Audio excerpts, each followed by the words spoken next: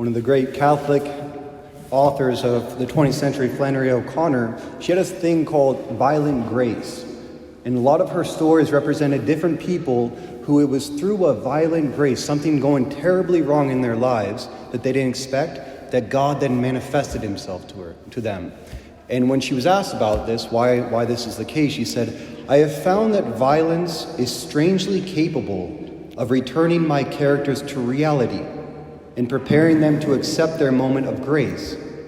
This idea that reality is something to which we must be returned at considerable cost is implicit in the Christian view of how the world works."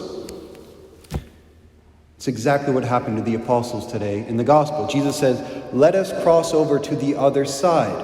And in their crossing over, they experience a violent storm that then opens them up to the manifestation of Christ's power in the midst of the storm.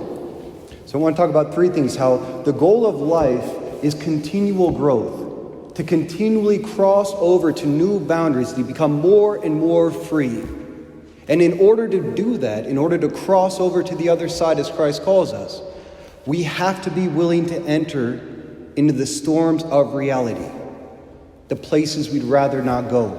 And it's right there that God manifests his grace and his power to save us.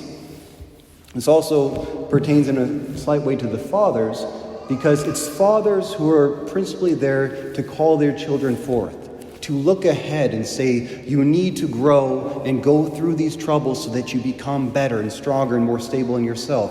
That's the role of a father. So I just returned from a 2-week hiatus in the wilderness. I call it anything but a hiatus. It was pretty crazy, but it was with 15 other guys, and going in the wilderness, what we ended up talking about the whole time was reality. What we were hiding from in our ideal world and what we had to face when we came into reality. Because the wilderness is an expression of the chaotic nature of reality, and that's what the storm represents. The storm waters in the gospel represent that which is beyond our control. It's chaotic, it's dangerous, and it can swallow us alive. And that's exactly why we tend to flee into ideologies, because we're safe there from the reality of human nature and human life.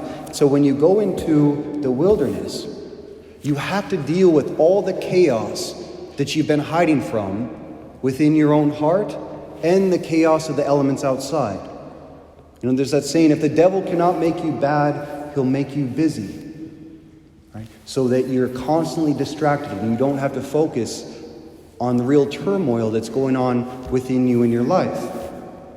When you go into the wilderness, you're going straight into the chaos of reality, and everything comes to the surface. So to prepare myself for that retreat, knowing it was going to be a long time out there, I decided to watch a couple different movies about people who went in the wilderness for a lot longer than we would, so that every time I got tempted to complain about it, I could think about their experience and be quiet. And one movie I watched I was really impressed with, but would not recommend publicly, is called Wild. And Wild is a true story about a young woman who was caught in a very destructive lifestyle. It was alcohol and drugs and multiple relationships with different men and infidelity to her husband and just a party lifestyle. She couldn't break out of it. Well, her father was an alcoholic when she was growing up, abusive. And her mother at one point had run away with her. And her mother was like the light of her life, her only hope. And it was when her mother died of cancer, her whole life fell into a self-destructive pattern.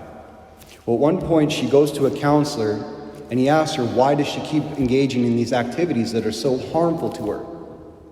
And she said, it's only when I'm drunk or high or with another man that I can stop thinking. I can actually be at peace. So it became her coping mechanism to escape the pain of her reality of the loss that she had experienced.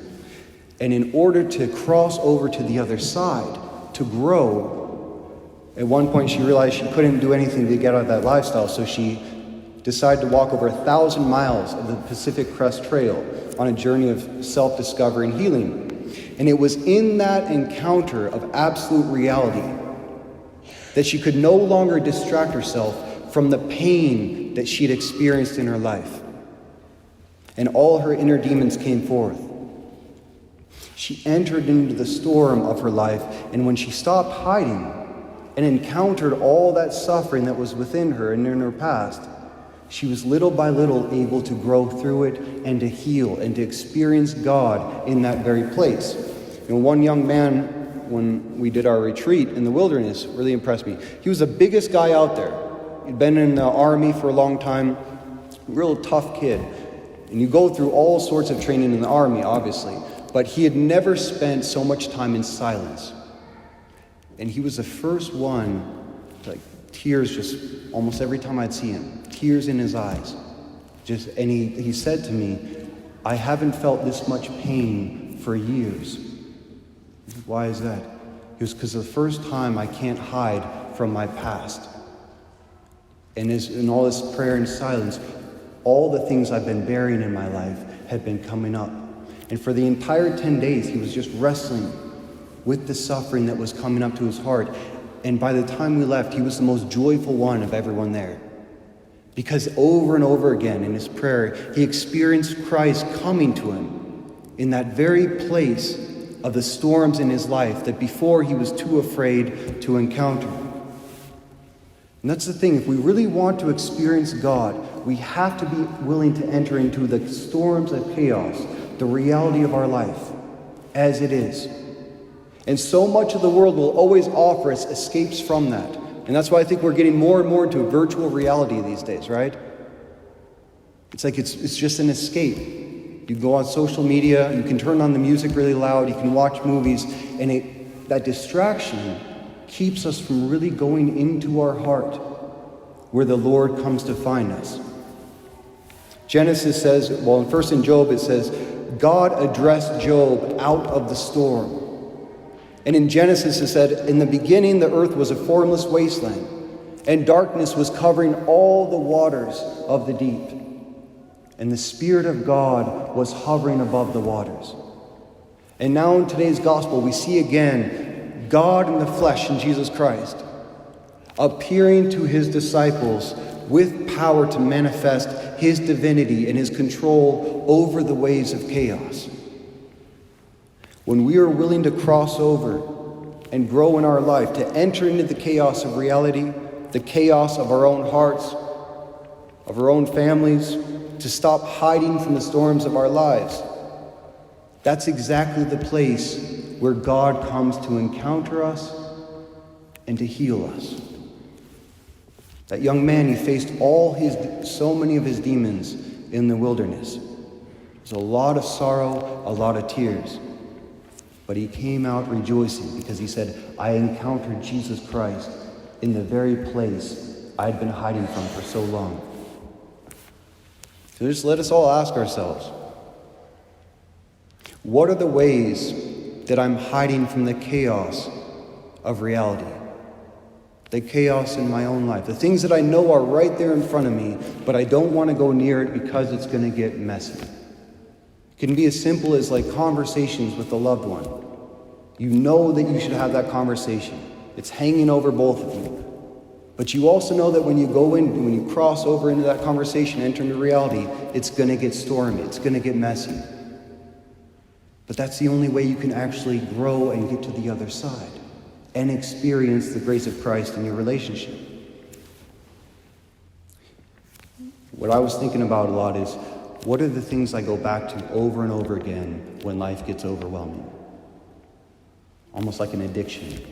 Could be music, could be movies, social media, could be alcohol. One young man that I met, he was caught up in a lot of addictions in his life. And he gave this reflection on our time in the wilderness. He said, this quote hit him and it changed the way he saw reality. He says, as mental health is a commitment to reality at all costs, addiction is an escape from reality no matter the cost. It's like, what are the ways that I'm trying to escape the reality of my life to find God on the shores? So you can do that, but you're going to atrophy. We can never grow. We have to be willing to enter into the chaos of our own lives, the chaos of our hearts, in order to experience Christ in the midst of it and get to the other side. And maybe that's exactly what prayer is. Prayer is just turning off everything else to be attentive to God, to let the reality of what I'm going through in my heart be spoken to out of the reality of God's voice in prayer. And that's why it's so difficult. It's so difficult to remain in silence because it's so much easier to just shut our brains off, to forget. But even God himself, when he came in the form of Jesus Christ, he had to conform himself to reality to manifest himself to us, which was total self-giving love unto death on the cross. Because that's the reality of love in this world. Unto death, suffering love. Even to the point of the Holy Eucharist, where he continues to give us himself in something that's so real and so present that most people don't even believe that he's there. In bread and wine. There's nothing more real than bread and wine and its fragility. If we are to experience the grace of God in our life, our whole goal should be to go from the ideologies or the comforts that we have deeper and deeper into reality. The reality of my life, the reality of my spouse, the reality of my children, the reality of my body, the reality of my feelings. Enter into that and allow the voice of Jesus Christ to speak to me out of the storm. As the psalm proclaimed, they cried to the Lord in their distress. From their passages, he rescued them. He hushed the storm to a gentle breeze, and the billows of the sea were stilled. They rejoiced that they were calmed, and he brought them to their desired haven. If we're willing to convert, to cross over to the other side of who we can be, in whatever storms may arise, we too can experience his presence, his word, hushing our storms to a gentle breeze, stilling the waves of our chaos. And like the psalmist, we too can rejoice in our calm, as he himself brings us by his own body and blood to our desired haven.